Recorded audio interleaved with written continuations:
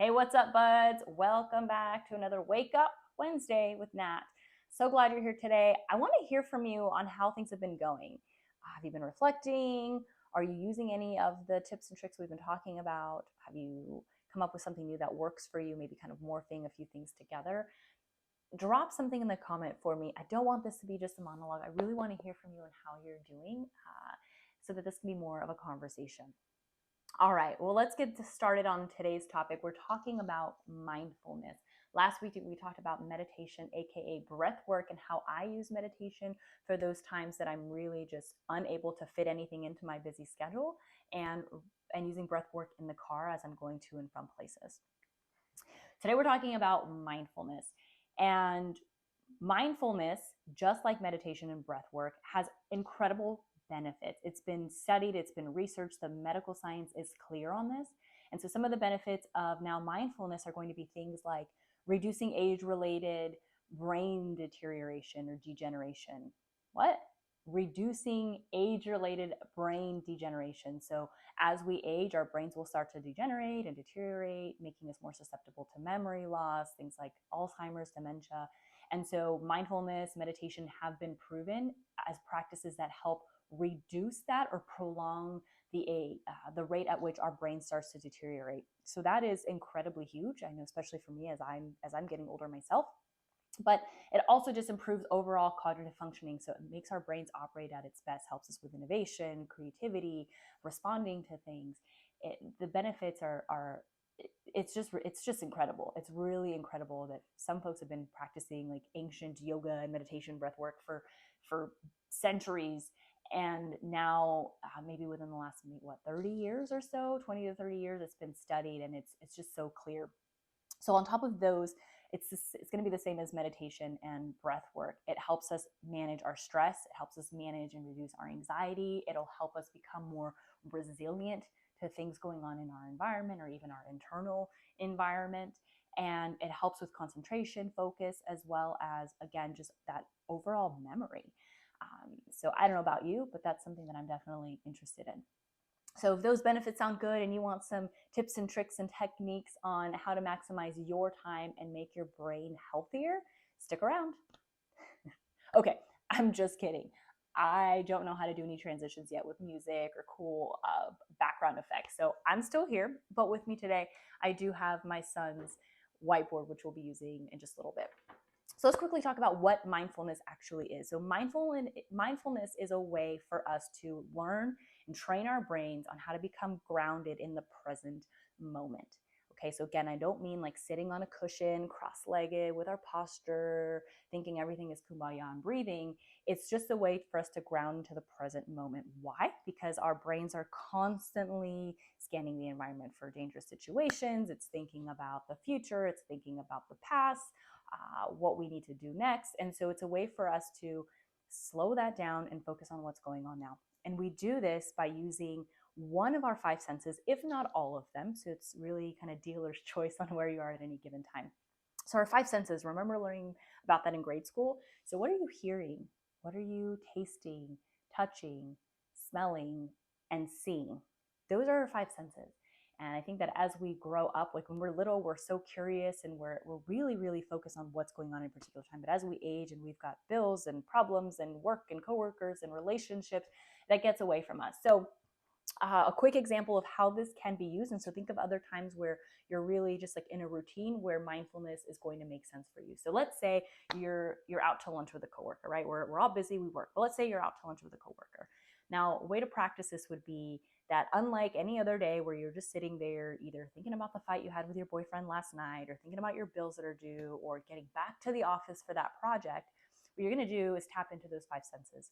And the first one I'll recommend is really giving respect to the other person that's out to lunch with you, maybe telling you about their day, whether good or bad or what have you, that they really deserve our full attention. And so just out of courtesy and respect for them, we can start with something like focusing on them. So instead of being in our own brains, kind of half listening to them, notice with yourself, like, what is going on for you? Are you kind of somewhere else? Or maybe if you're like me, and this is a challenge for me that I've been working on, is you're already thinking about what to respond, rather than really listening to them. So let's start with tapping into just hearing them. What are they saying? How are they saying it? How's their speech? Are they whispering? Are they, do they have like rapid speed, like they're really agitated? Or they're excited about something? Are they kind of down? Are they happy? Like what do you hear them saying? And are they asking you for advice, or are they just kind of hoping that you'll listen?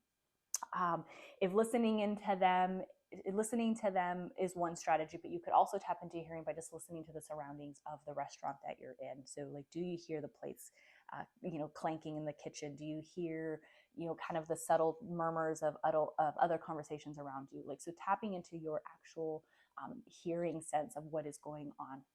I'm going to move on to smell for a minute. So smell is one of the strongest that is linked to memory for us in our brain.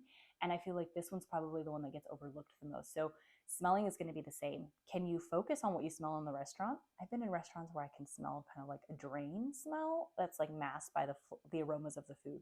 But maybe you're going to focus on, does the person across from you, do they have a scent? Maybe they're wearing a perfume that's pretty strong. Maybe they haven't bathed, so they smell a little bit. And then what about your food? What does your food smell like? I'm willing to bet that 99% of the time, we're not stopping to really smell our food, our delicious food that we just probably paid $15 for. So using your smell, what are some of the things that you're smelling? And then moving on to sight. Sight will be an easier one. Again, focusing on the person across from you, you can quickly kind of glance over them. Have you bothered to ever look at their eye color? Maybe it's blue, but maybe it's a certain shade of blue. Maybe notice something about them, that they're wearing a red shirt or a pink shirt, or they're wearing earrings or a collared shirt and they normally don't. So what do you see? And the same can be, again, you can scan kind of the restaurant around you, or you can focus on even your own plate. What does your food look like? Does it look appetizing? Is it a little sloppily put together?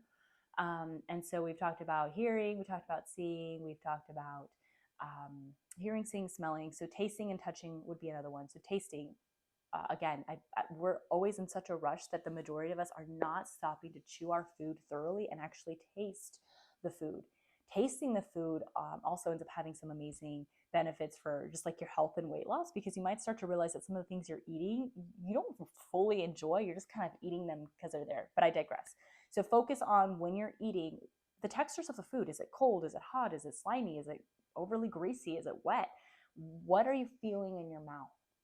And then touching, the quick example here, you could either just kind of touch yourself and remind yourself that, hey, this is my body and I'm right here sitting down in this restaurant, or focus on like the food that you're holding. So maybe you're eating a sandwich or a burger. How does that feel in your hands? Can you pay attention to, are you squeezing that sandwich? Is it heavier in your right hand? Is your left hand more engaged? If you're using a fork, maybe eating a salad, are you using a light plastic fork? Is it a fork that's metal, aluminum? Not really sure what forks were made of, but is it like a jaggedy fork that you can feel kind of between your fingers that's maybe a little bit uncomfortable that you didn't notice before? The goal is to just be here. That fight already happened yesterday, and you mulling over it isn't putting in the best brain space. The work at work, well, you're at lunch. So when you get back to the office, you can focus on that. But the goal is to do this. So that's just one example of mindfulness. You can use it when you're cooking, paying attention to chopping vegetables. You can do it when you're with your kids. Focus on them. What do they look like? What are they doing? Instead of always just letting your brain drift. We're going to talk about the science in a minute and how we can strengthen this over time, because in the beginning, it's going to feel a little bit uncomfortable, to be honest. Just like maybe the first time you've ever sat down and tried to breathe or meditate, it's going to feel like our brain really wants to think about something else, and that's okay. But we're going to strengthen it by continuing to practice, just like we would a muscle in the gym. We're going to make it stronger. So think of some ideas. If you have any that you find useful, drop them in the comments below. Again, I'd like to hear from you on how you're already practicing mindfulness, or a way that's already coming up for you in which you can start using it. So let's talk about the science quickly here. This is you or me, not an artist here, but to get the point across, we're going to use an example of learning to tie our shoes. So with mindfulness, because we don't practice it readily, it's going to feel a little clunky, much like when you were a kid learning to tie your shoe. So when you were learning to tie your shoe, you didn't know how to do it, right? Somebody taught you how to do it, and then you'd have to practice it over and over and over again. So tying our shoe, and I'll use my son as an example, is like us getting, we're going to say from point A to point B in the brain. And these are our neurons. And there are 86 billion neurons in our brain. So there's a lot happening up here. It's complex, it's intricate. But the best thing is that to know is that we can actually reform our brains. We can rewire the structure of our brains with what's called neuroplasticity. And meditation, mindfulness is just one of the many ways that we can start to do that. So in this example, point A is going to be my son, 2.5 years old. He's wearing Velcro shoes now. So learning to tie his shoes, he's going to be right here. And the goal is for him to get from not being able to tie his shoes to being able to tie his shoes all by himself. So what that'll look like the first time he does it is we're going to start creating that connection or that pathway in the brain. But because it's his first time doing it and he doesn't have any experience or practice, it might look a little something like this. So it might be kind of choppy, a little difficult, kind of all over the place, not a very clear pathway. But the more we do it, maybe these will become stronger. Still a little all over the place. Eventually, more of a straight shot. Eventually, after practice and practice and practice, those connections there will get stronger and stronger until maybe we have a line. And this is over time. So we're doing the same thing with mindfulness. Every time our mind drifts to whatever thought, we're bringing it back with one of the 5 senses, all 5 if you'd like. Experiment and figure out what works for you, what makes the most sense. But over time, this pathway is going to get real solid. So think of this now. You probably don't have to think about tying your shoe or brushing your teeth, brushing your hair even. And even really driving to work sometimes, right? Sometimes like you get to work or you leave work and get home and you're just like, holy crap, I wasn't even paying attention. Like, I don't know how I arrived. I don't know where I was the last 30 minutes. It's because we've done it so many times that this is already very, very strong connection. That's all we're doing. So it's going to feel funny at first because you haven't done it. But just like with anything else, the more we do it, you're actually creating pathways, new connections in your brain for whatever you want to learn. So you want to learn a new language, you want to learn to play an instrument. In this case, we're talking about tying shoes, but even more specifically, learning to do mindfulness. So eventually, long term, this pathway will even get a little bit bigger. So now we've got this huge, think of it like a highway. So now it's like just traffic is flowing back and forth. We're good. We don't have to think about tying our shoes anymore. We just do it. With mindfulness, the more we practice it, the more our brains will start to catch the fact that it's drifting off into wherever la la land and bring it right back here. What's going on here? What am I tasting, seeing, smelling, hearing, touching? That is the goal. So with that, I'm excited to hear about how mindfulness practice goes for you over the next week. Drop it in the comments below. Have a fantastic week, buds, and know that whatever you're going through right now, it is temporary. It will pass. I see you. I believe in you. I care about you. Until next time, see you later.